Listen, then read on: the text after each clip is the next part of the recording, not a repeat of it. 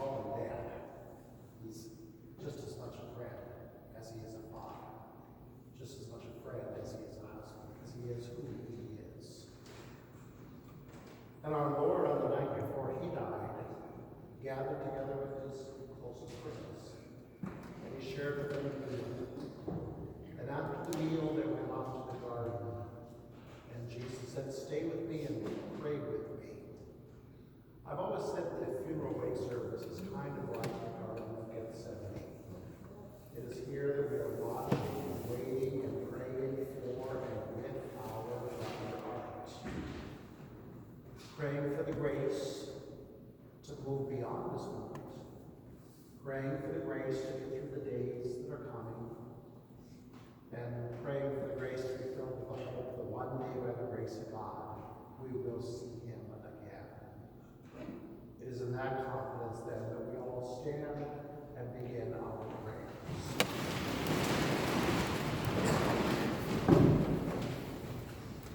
In the name of the Father, and of the Son, and of the Holy Spirit. Amen. The grace and peace of God our Father, who raised Jesus from the dead, be always with you.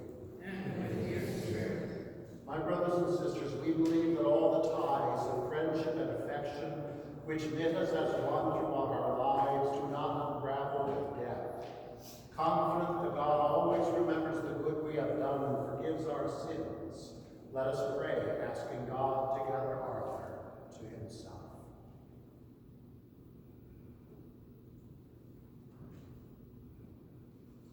Lord our God, the death of our brother recalls our human condition and the preciousness of our lives on earth. But for those who believe in your love, death is not the end, nor does it destroy the bonds that you forge in our lives. We share the faith of your Son's disciples and the hope of the children of God.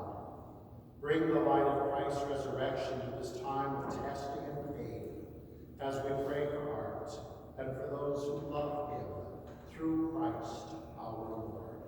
Amen. Please be seated.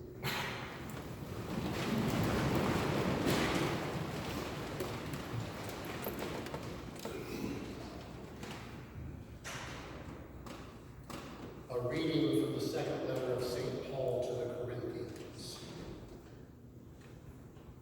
We know that if our earthly dwelling, a tent, should be destroyed, we have a building from God, a dwelling not made with hands, eternal in heaven.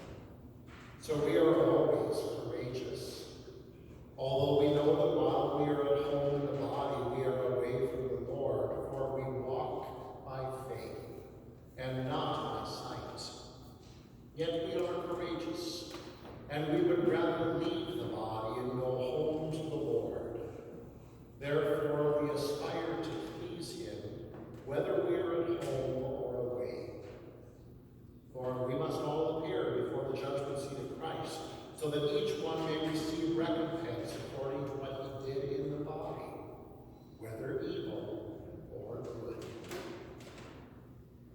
The word of the Lord. Thanks be to God. The Lord is my light and my salvation. The Lord is my light and my salvation. The Lord is my light and my salvation. Whom should I fear? The Lord is my life's refuge. Of whom should I be afraid? The Lord is my light and my salvation. One thing I ask of the Lord, this I seek, to dwell in the house of the Lord all the days of my life, that I may gaze on the loveliness of the Lord and contemplate his temple. The Lord is my light and my salvation. Hear, O Lord, the sound of my call. Have pity on me and answer me. Your presence, O Lord, I seek. Hide not your face from me. The Lord is my light and my salvation. I believe that I shall see the bounty of the Lord in the land of the living. Wait for the Lord with courage. Be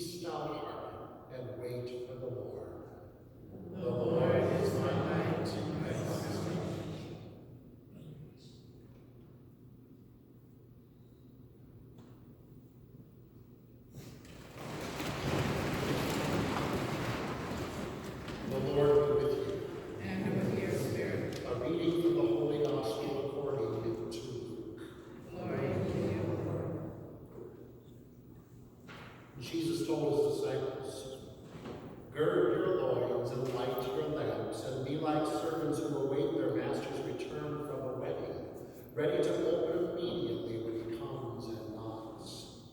Blessed are those servants whom the master finds vigilant on his arrival. Amen, I say to you, he will gird himself, have them recline at table, and proceed to wait on them. And should he come in the second or third watch and find them prepared in this way, blessed are those servants. Be sure of this. If the master of the house had known the hour when the thief was coming, he would not have let his house be broken into. You also must be prepared, for at an hour you do not expect, the Son of Man will come." The Gospel of the Lord. Praise to you, Lord Jesus Christ.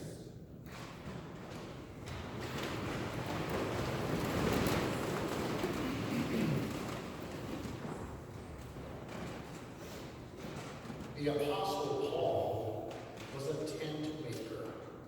We know that from the Acts of the Apostles. And so it's not unusual to see then that Paul uses the image of a tent as a metaphor for the body. Paul gave us that beautiful discourse about the body. We are all one body, but many parts, and each part ordered according to God's will. So Paul knew the metaphor of the body as a symbol for the church, and I appreciate this metaphor of a tent. The tent is very frail. Wouldn't want to have been living in the tent in the past 2 weeks in Wells County with the winds we've been having. Be lucky if they didn't blow away with that tent. And a tent is very, very fragile as a dwelling place. And if you really think about it, in some ways, the human body is just as fragile. The human body is a dwelling place for us here on this earth, but it's going to be an eternal dwelling place for us as well, as our faith reveals to us. There is a resurrection on the last day, and in that resurrection, we get our mortal bodies back. They are raised gloriously, just as Jesus' body was raised gloriously. And because we're going to have these glorious bodies one day in heaven, it's important how we treat this body here on earth and how we live as Christ's body here on earth. Art knew very well he was a part of Christ's body. And in his way, he lived it to the best of his ability. He's a man who was ready to go to the Lord. And in this past year, he saw a year like none other, and we saw a year like none other. We're going to want to forget 2020 and file our way into some other place. And as difficult and crazy as this year has been, then there have been the insanity of this past week. Fortunately, I don't think Art knew that that was happening. No, it didn't start until Friday. Maybe that's it. The world couldn't stand a world without Art Prom, so everybody went crazy and started doing it. He was spared witnessing that insanity, and I warn you, 2 minutes a day. That's all the news you need to watch. Just watch for 2 minutes, and your blood pressure won't get too high. And keep abreast of what's going on. But the insanity that's going on is because of a lack of respect for the human person. Art respected others. Even if you didn't agree with them, he treated them as a beloved son or daughter of God. And you're all here partly because of the place he has had in your lives, that important presence he has been in your lives. I've been blessed to know him for almost a whole year. But I can honestly say I know him because he is so genuine. There are no airs about him. And there's just this goodness that I experienced emanating out of him. I think he learned it from Graham, not sure. But this couple, such a genuine goodness, and as I said, a genuineness, a realness. It's what I've been told many, many times, the people of North Dakota, the people of the Central Plains states, we have a salt of the earth faith. It's an earth that believes, it's a faith that believes in the realms of heaven and is firmly grounded here on this earth. I think that's part of the blessing of being connected to agriculture and being so subject to nature itself, but knowing the one who set nature into motion, knowing the one who has the power to calm all of the storms. And Art had plenty of storms in his life, as he literally fought for his life over the last several years.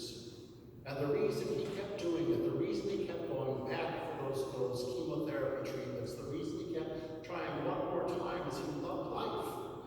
It wasn't that he was afraid to die, it wasn't that he wasn't ready to go to heaven, he just loved life here. And he had a good life here.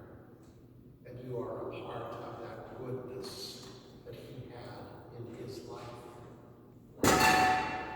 While all the world was going insane, a salt of the earth farmer in the middle of North America died very peacefully in his home. Pretty close to supper time. Supper and the family meetings were important. And I had the privilege of giving him his last meal. I had to head to Fargo for a doctor's appointment, but before I left, I was able to stop at the house, and I gave him Holy Communion. He received his viatica, the final food for the final journey, and he went home peacefully. One of the things he shared with me was his love of divine mercy. He and I would never pray the chaplet together, but we talked about it on a few occasions. And so I knew that 3 o'clock hour was an important time. So I made it a point on a couple of times to make sure I was there at the 3 o'clock hour, the time our Lord died on the cross. And just as our Lord died for us, Art, I know, offered his dying for all of you whom he loves so much. Because that's the important message of divine mercy.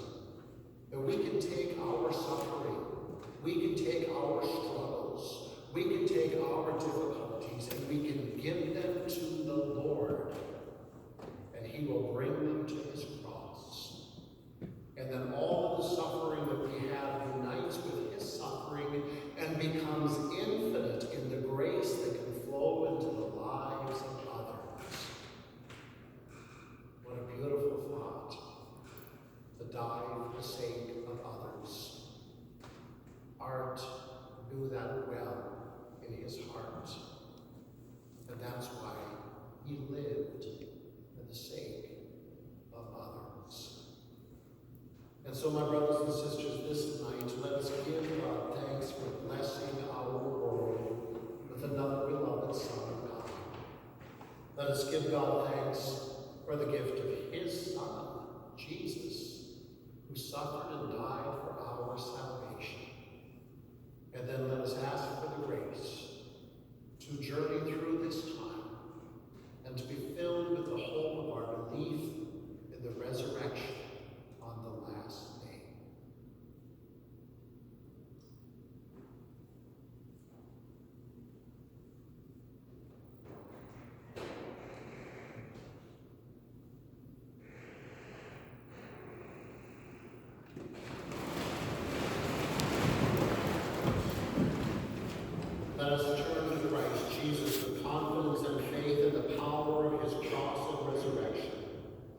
Risen Lord, pattern of our life forever, Lord, have mercy. Lord, have mercy. Promise and image of what we shall be, Lord, have mercy. Lord, have mercy. Son of God, who came to destroy sin and death, Lord, have mercy. Lord, have mercy. Word of God, who delivered us from the fear of death, Lord, have mercy. Lord, have mercy. Crucified Lord, forsaken in death, raised in glory, Lord, have mercy. Lord, have mercy.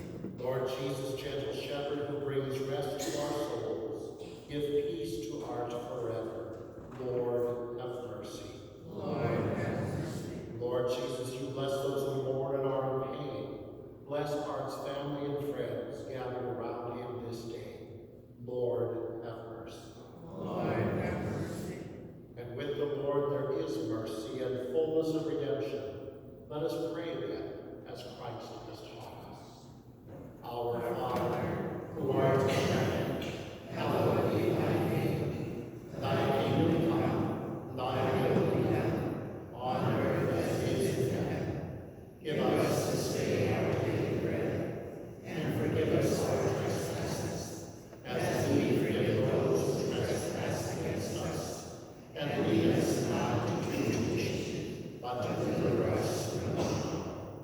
Lord God, you are attentive to the voice of our pleading.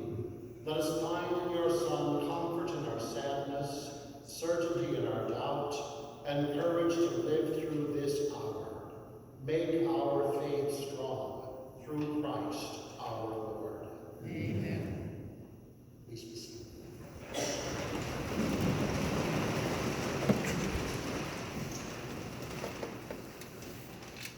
This is a time of prayer and a time of remembering.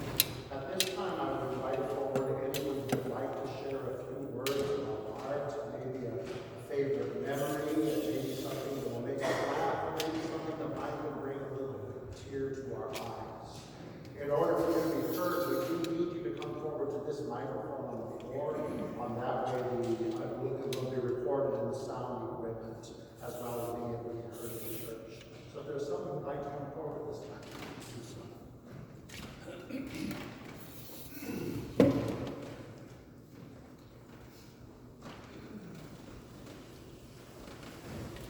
Hello, I'm Mike Prom, the oldest child.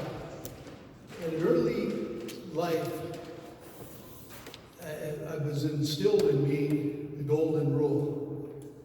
And yet, I found many times with Dad with those big hands to learn that golden rule. And one time in particular, I was in 4th grade at B.M. Hanson Elementary, and we're on the south side of the building, the lower level. And it had those big sliding windows. And so our teacher is helping the other students, and nice spring day, and I told these other kids, I said, I'm going to jump out the window. So they're all busy, they're encouraging me, jump, jump, jump. So I'm standing on the window ledge, and I spring out, and as I'm in midair, Dad is driving down the road, looking right at me. It might work in the cartoons, but it did not work there. I'm trying to get back in, and I'm out, and all I can think about the rest of the day is that golden rule. Well, that night I got home, and we're sitting around the supper table, which I was sure was the last supper. And Dad is talking, and all of a sudden he just looks at me and he said, I saw what you did today. That will never happen again. And that was it. That's all he said. My butt was relieved. Another time I was in my 20s, and I'm riding horse. Dad and I are out riding horse, and it was getting dark. And we were getting back to the yard, and he starts coughing a little bit, and he says, God, I wish I had a throat lozenge. He says, do you have a throat lozenge or something? I said, well, I've got something.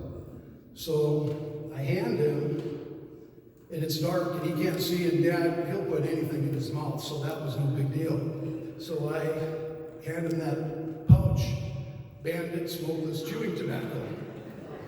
He throws it in his mouth and starts sucking on it. And by the time he's done coughing and spitting and crying, he told me what a favorite son I was. On Monday, June 1st, was Mom and Dad's 60th anniversary. And one of Dad's favorite sayings was, they'd have never made it that long, they would have gotten divorced long ago, but neither one of them wanted custody of the kids. We're going to miss you.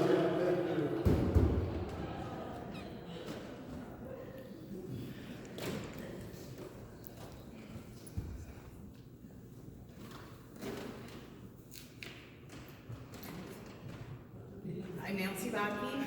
I'm the youngest. Unlike my brother, I had to write a few words down. I can't really remember things without that. So when I was in college, there was a particularly stressful semester. And I was telling Dad about everything I needed to do, and I was just really feeling the pressure. And he looked at me and he said, you know, when a guitarist tunes his guitar, he tunes it to make it perfect. But some guitarists keep tuning it, thinking a little more tuning would be better, even more perfect. But they turn that knob a little too much and the string snaps. Nancy, don't keep tuning your guitar, he told me. Things are perfect. You need to just let it be. That's one small example of who Dad was. And so when it comes to celebrating his life, I struggle to relegate my experiences to a story or two, because Dad is a lifetime of stories, a lifetime of laughter, and a lifetime of advice. Dad was a constant presence in my life, and he has always been and will always be the barometer I use when I make decisions. From his sage political guidance, to his quick-witted responses, to his unwavering and steadfast adherence to his values, Dad epitomized who I seek to emulate. When people think of Dad, they often picture a man who was larger than life and a man of strong opinions, and he was. He rarely filtered what was on his mind, and I think he may have passed it on to his kids. But beyond all of that, Dad was a man of unyielding compassion for the unfortunate. For as long as I can remember, without failure and without any kind of fanfare, and often anonymously, Dad had food delivered to people who would otherwise go without. He took toys to kids because he could not stand the thought of a kid not having something to open on Christmas morning. And he even insisted we put food scraps outside for the cats, which he was not a fan of cats, but he even insisted on that because he could not stand the thought of another living thing suffering. And so when I remember Dad, I remember a man who laughed often, he played legendary practical jokes, and he took care of the people around him. Thornton Wilder wrote that the highest tribute to the dead is gratitude. I have always been grateful to my parents, but as I've gotten older, this realization has become intensified. It has been said that grief is the price we pay for love. And commensurate with the deep and profound love that I feel for Dad, so now is my grief. But through my tears, I am clinging to the beautiful memories he created. I will forever be indebted to this man who, together with my mom, gave me the best life I could possibly hope for. I love you, Dad.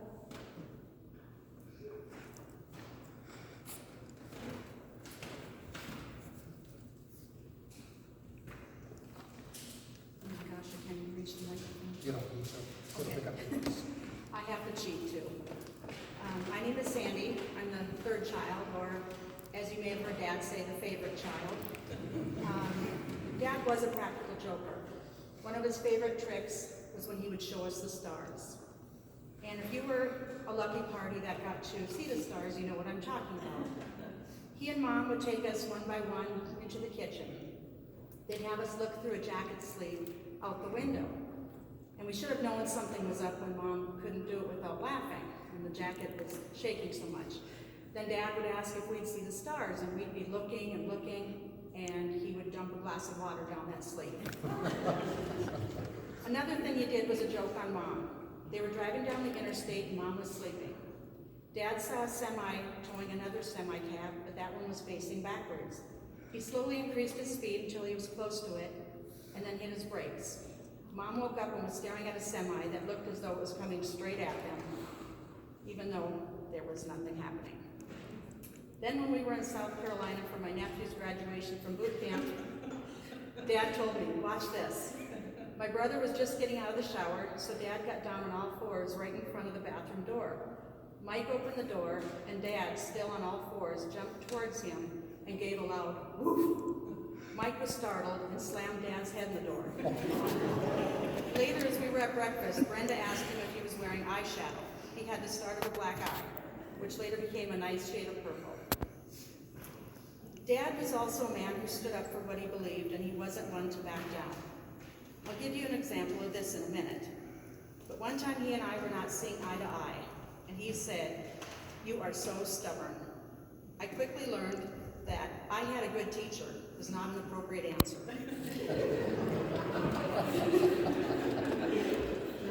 But here's the example. Dad had mailed some oranges back to North Dakota, and they were not delivered. Instead, they went back and forth between Fargo and Arizona until they arrived weeks later and were completely rotten. Having taken much pride in his work as a postal carrier, his favorite job, and a postmaster, this made him irate.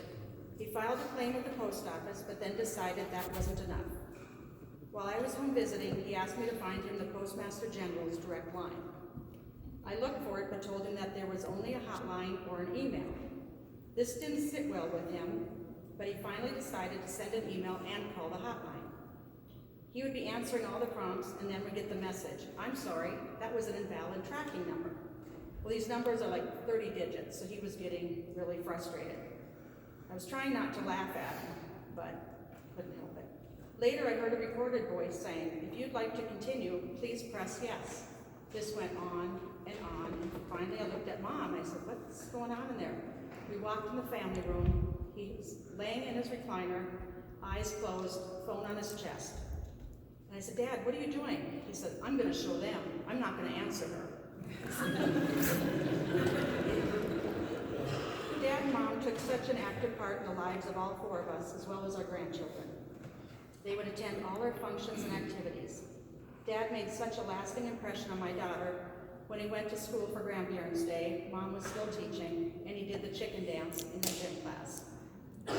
His love for Mom was so beautiful. He would often tell her and us how wonderful she was and how lucky he was to have her. He would often say that he couldn't imagine having anyone else for his wife and for the mother of his kids.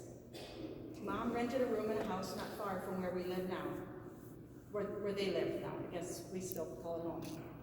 She had to walk past his work to get to school. He said he and another guy would quickly run to the back that led to the sidewalk and have it open so they could watch her walk by in her high heels, looking so classy, hoping she'd notice them. Dad was a very hard worker and expected the same from us until the very end. After a short night, we were greeted in the early morning with a load of pea rock dumped back by their patio. Dad told me, "There are 2 spades in the shed. You and your mom can move that rock."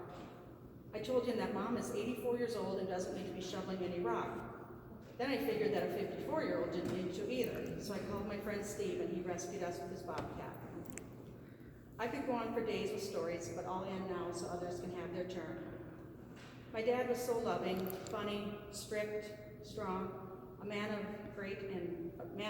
was a great provider. These are the qualities that gave us such a wonderful life.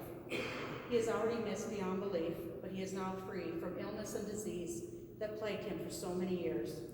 He is reunited with family and friends and riding high on his favorite horse, Red.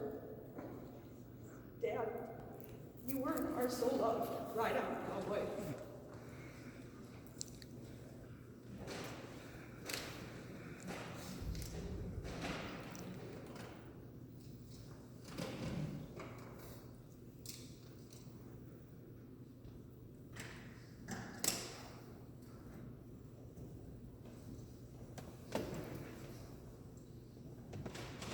Hi, I'm George Hill, and I am the son of Elmer, who is Fran's mother Esther's sister.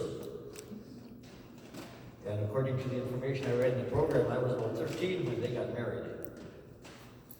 And us younger cousins really enjoyed having Art as a cousin, because he would team up with my two uncles, Louis Schilling and Wesley Schilling.